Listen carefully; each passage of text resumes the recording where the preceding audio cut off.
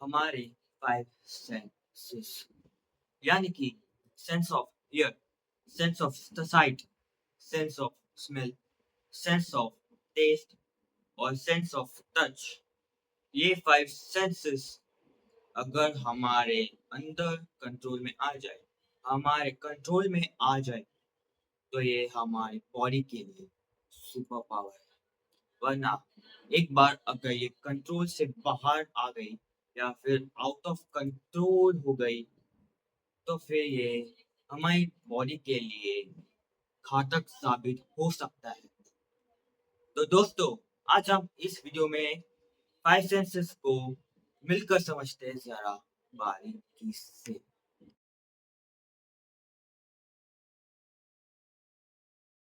Persian क्रिया को अगर हम सिंपल वे में समझे, तो इसका मतलब है एबिलिटी टू टच। हम इस दुनिया में जितने भी क्रिएचर्स हैं, चाहे वो जीव हो, जंतु हो, पक्षी हो, पशु हो, इंसान हो, चाहे हम जितने भी जीव इस एग्जिस्टेंस में जो लोग एग्जिस्ट करते हैं, उन सब का क्लासिफिकेशन जैनिज्म के अकॉर्डिंग 5 सेंसेस के हिसाब से किया गया है।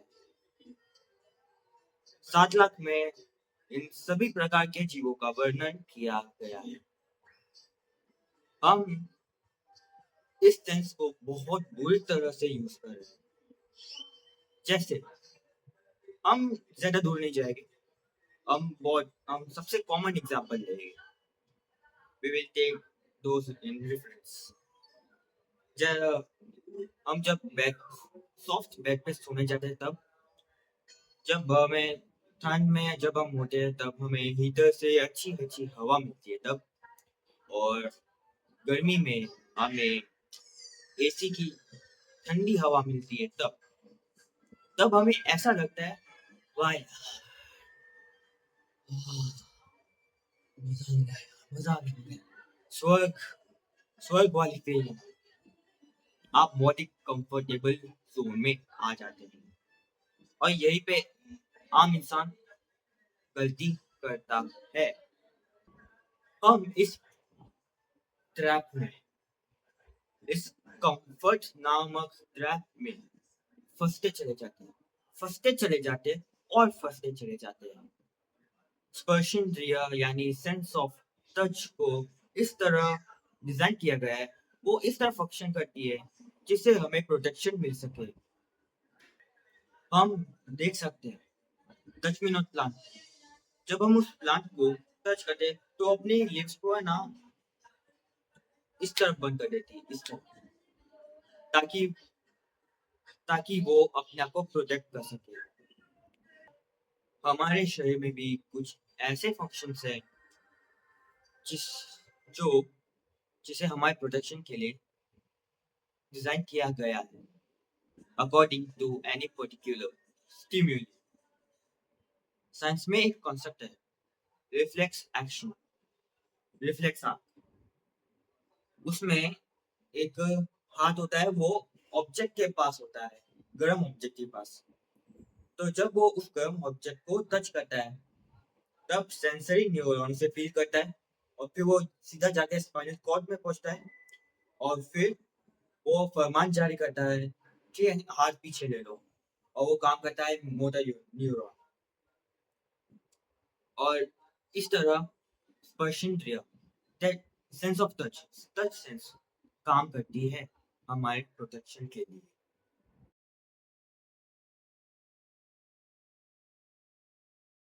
ऑल्सो ये एक सेंस ऑफ टेस्ट है, बट इसका एक और काम है, जो है कम्युनिकेशन, जो इसी से ही होता है।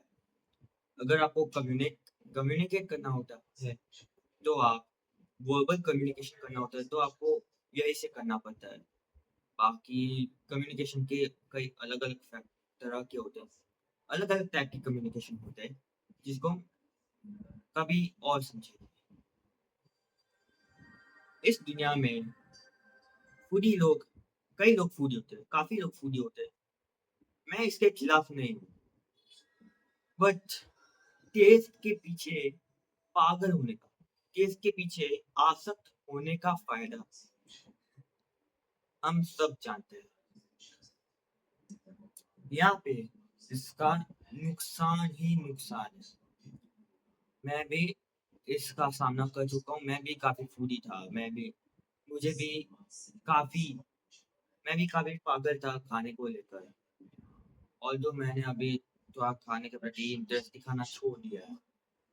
बट आप समझिए, अगर आप पूरे दिन खाते जाओगे टेस्ट के लिए, आप अपने पेट को कचरा बना दोगे, तो पेट क्या करेगा? अगर हम बायोलॉजिकली देखें तो फिर पेट क्या करता है? डाइजेशन करता है। और फिर जो भी खाने से मिलता है, जो भी प्रोटीन, कार्बोहाइड्रेट्स, फैट्स और जो भी फैट्स होते हैं, उन सबको एब्सॉर्ब करता है और ब्लड में बांट देता है।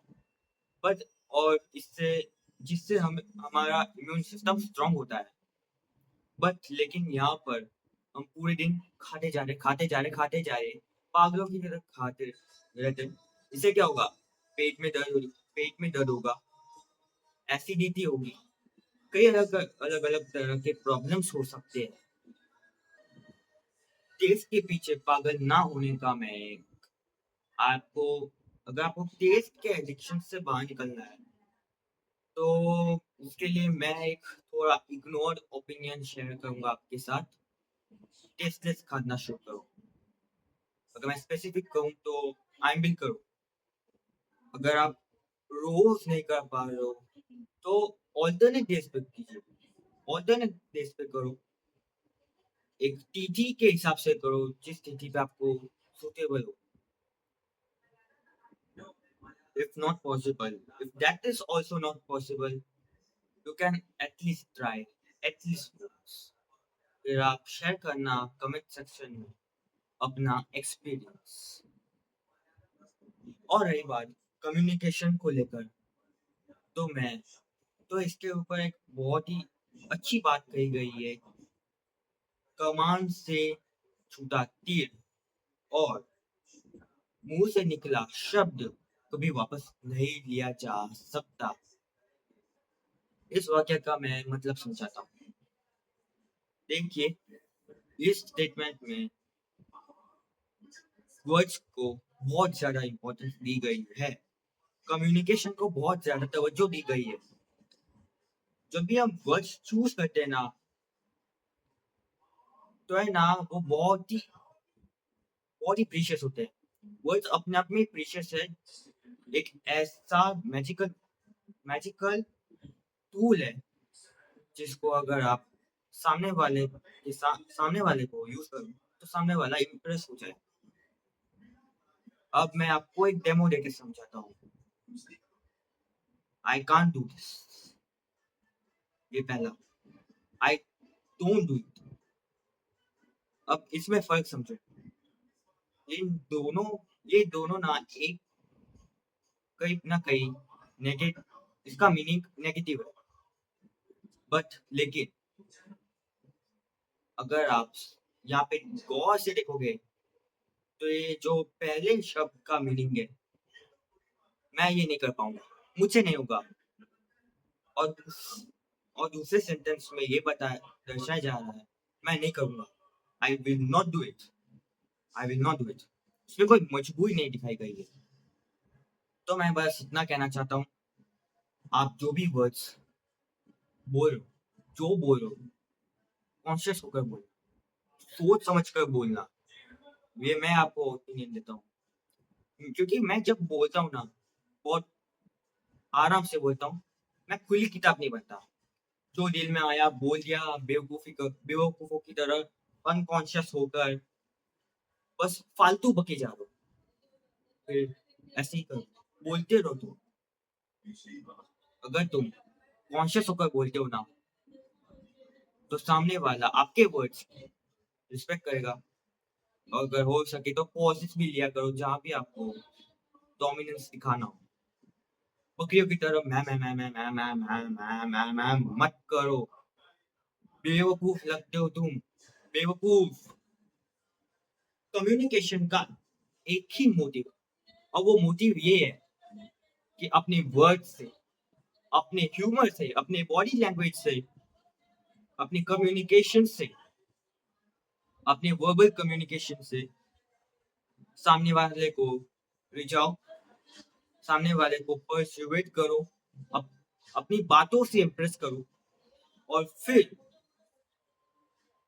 आम खाओ, और फिर यू कैन यूज इट अपने हिसाब से।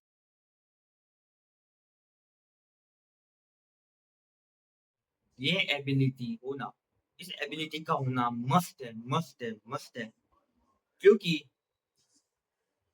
इट इंक्लूड्स ब्रीदिंग ऑल्सो, जो हमारी लाइफ के लिए बहुत इंपॉर्टेंट है, वो आप सब जानते हो, you all very well no.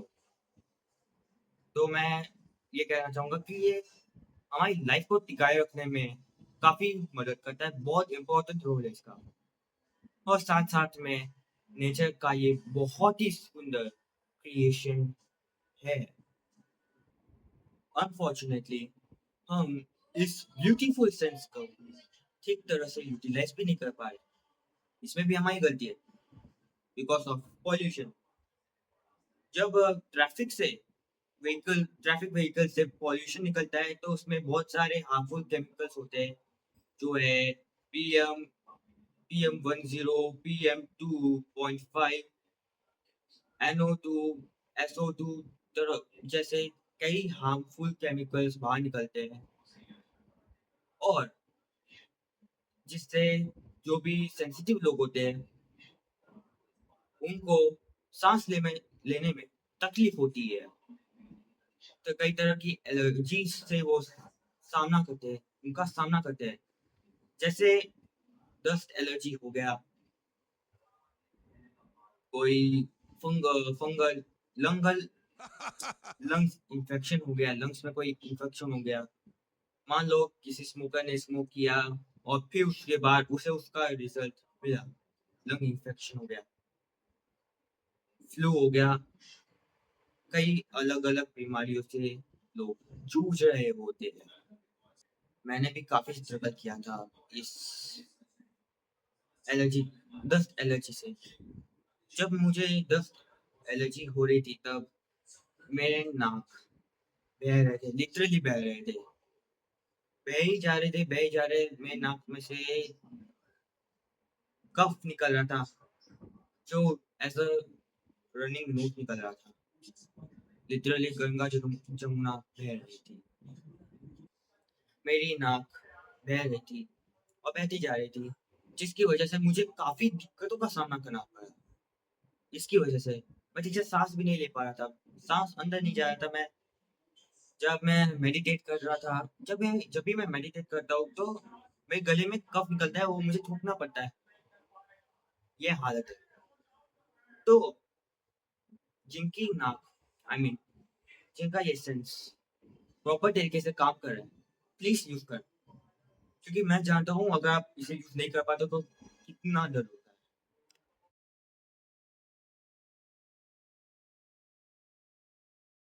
ये सेंस चक्षु इंद्रिय, यानी sense to sense to sense of sight, ability to सी,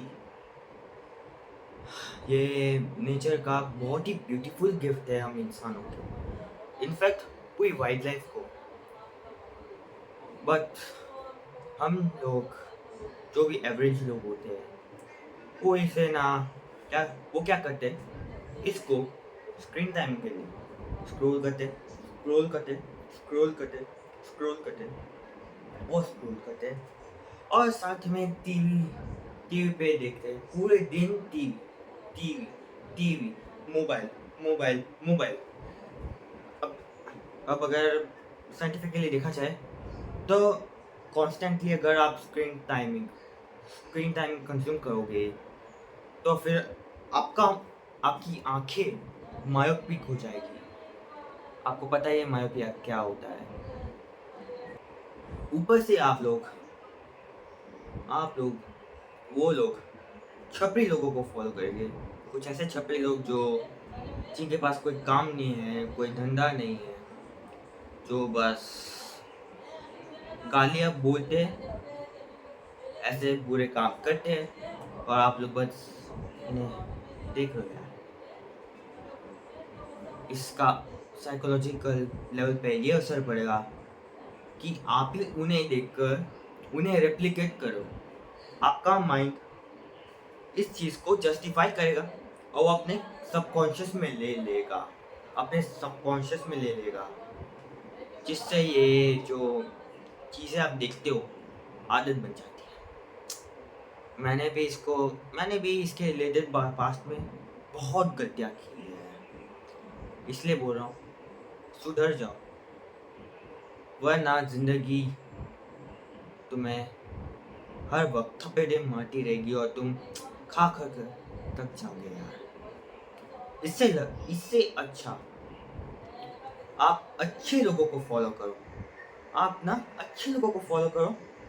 मेरा मतलब है उन लोगों को जिन्होंने अपनी लाइफ में एक्सीलेंस हासिल किया है। उन्होंने पर कभी जताया नहीं है, बट उन्होंने एक्सीलेंस हासिल किया तो है दोस्त। और तो और उनके लिटरली शरण में आ जाओ और उनको पढ़ो, उनकी बायोग्राफीज पढ़ो, उन्हें उनकी जो भी फेलियर्स है उनसे उन्हें पढ़ो और उनसे सीखो एंड लिटरली उनके शरण में आ जाओ। बट आखिर एक्शन तो आपको ही लेना है। पहला स्टेप आपको लेना पड़ेगा। गुरु, एक मेंटोर आपके लिए वो रास्ता सेट करेगा, बट बट उस रास्ते पे सिर्फ और सिर्फ आपको चलना है and you have to take it as a life most serious purpose. मैंने पर्पस को ले लाइफ के सबसे बड़े पर्पस को लेकर पहले लिबरेशन का एक वीडियो बनाया है, आप जाके चेकआउट कर सकते हो।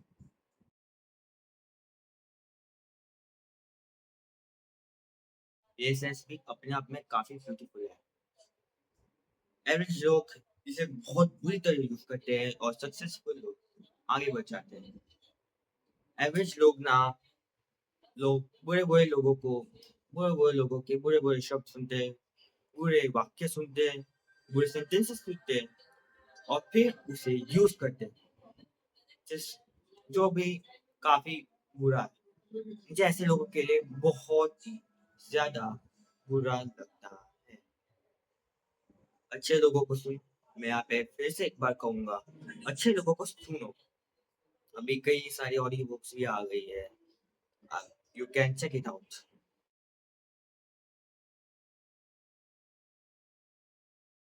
हमारे शरीर में ढेर सारे हार्मोन्स रिलीज होते जाते हैं और उनका कंसंट्रेशन भी कम ऊपर ज्यादा रहता है, आई मीन कम ज्यादा रहता है। जब हम एकदम खुशी होते हैं ना, एकदम खुश होते हैं, तब हमारे शरीर में से एंडोर्फिन, डोपामिन, सेरोटोनिन, ऑक्सीटोसिन जैसे हार्मोन्स रिलीज होते हैं। और जब हम स्ट्रेस्ड फील करते हैं या फिर डिप्रेस्ड फील करते हैं, तब हमारे शरीर में से हमारा शरीर कॉर्टिसोल हार्मोन रिलीज करता है। अब ये हमारे ये डिपेंड करता है कि हमारा मूड कैसा है। मैं यही सब बट इन सब में हम हमारे हार्मोन से गुलाम, वी आर इमोशनली अनस्टेबल, जो हमें इमोशनली अनस्टेबल बनाते हैं। इससे ये नुकसान हमें फेस करना पड़ता है कि जब हम हाईली इमोशनल होते हैं ना, जब हमारे हार्मोन्स जब हमारा जब हमारा हमारे हार्मोन्स के ऊपर काबू नहीं होता, तब हम कुछ ऐसी बातें भी बोल देते हैं जो हमें नहीं बोलना चाहिए था। हमें नहीं बोलना चाहिए था वैसी बातें जो हमें नहीं बोलनी चाहिए थी, कुछ ऐसी बातें, और हम वो चीजें बोल देते हैं इमोशंस में आकर, कि हमारे हार्मोन्स रिलीज होते रहते हैं। मैं इमोशंस के खिलाफ नहीं हूँ, क्योंकि इमोशंस एक ऐसा फैक्टर है जिसके थ्रू हम लोगों को समझ पाते हैं। We can understand another one's feeling. क्योंकि अगर क्योंकि अगर इमोशन से गायब हो गए तो हम लोगों को कैसे पढ़ पाएंगे? How do we read them? How can we read them? क्योंकि साइंस तो अभी रिसेंटली अभी आया है, बट ये इससे पहले दुनिया इमोशंस पे चलती आ रही थी, और फीलिंग्स को इंस्टिगेट करने पे चलती आ रही थी। मैं ये नहीं कहूंगा इमोशनलेस बन जाओ, लिटरली वो बन जाओ। मैं ये कहूंगा इमोशंस इमोशनली स्टेबल, जैसे गुकेश गुकेश दो मेरा जी होते हैं, बी स्टेबल लाइक हिम। या फिर आपके जो भी आइडल हो गए, जो भी इमोशनली स्टेबल, उनको उनको फॉलो करो, उनके जो भी प्रिंसिपल्स है वो अपनाओ। क्योंकि मैंने भी काफी गलतियां की अपनी जिंदगी में। मैंने अपनी लाइफ में, मैं ना अभी भी इमोशनली स्टेबल हूँ।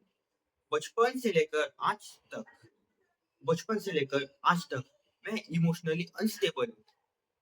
मैं हाईली इमोशनल हूँ, क्योंकि मेरे शरीर में इतने हॉर्मोन्स फैल रहे हैं और मैं अपने हॉर्मोन्स को कंट्रोल ही नहीं कर पा रहा। मैं अपने हार्मोनल फीलिंग को कंट्रोल नहीं कर पा रहा हूँ, जिसकी वजह से मैं वो बातें बोल लेता हूँ जो मुझे नहीं बोलना चाहिए, और मुझे इस बात का अफसोस होता है। प्लीज ये गलती मत करना यार। Don't do it my friend. Jain शब्द का अर्थ क्या है? ये एक संस्कृत वर्ड है, जीना से जीना से बना एक संस्कृत वर्ड है, जिसका मतलब है अपनी अपने जो इंद्रिया है, उस पे जीत हासिल करना। यानी अपने जो भी फाइव सेंसेस है उसको जीतने वाला, और जो इस अपने पांचों इंद्रियों पर और हार्मोन्स पर कंट्रोल पाता है, वो ही जैन होता है। और इसके रिलेटेड एक और वर्ड सेंटेंस है, कोड है, वो भी मैं आपके साथ शेयर करता हूँ। जो दूसरों को जीत ले वो वीर है। जो दूसरों को जीत ले वो वीर है। पर स्वयं को जीत ले जो स्वयं को जीत लेना वो महान। आपको ये वीडियो कैसा लगा प्लीज कमेंट में जरूर बताना, और ये भी बताना क्या क्या इम्प्रूवमेंट आया लाया जा सकता है, क्या क्या इम्प्रूवमेंट लाया जा सकता है, और क्या क्या इम्प्रूव हो सकता है, वो प्लीज कमेंट सेक्शन में शेयर कमेंट सेक्शन में प्लीज सजेस्ट करना। और हाँ, ये वीडियो शेयर जरूर करना, क्योंकि ये बहुत ही इम्पोर्टेंट वीडियो है। क्योंकि डायरेक्टली ये आपको आपको इस टेबल रखने की कोशिश कर रहा है, बिकॉज मैं ऐसे वीडियोस लाता हूँ जो आपके स्पिरिचुअल बेस को स्ट्रॉन्ग करता है। तो मिलते हैं एक नेक्स्ट पावरफुल वीडियोस।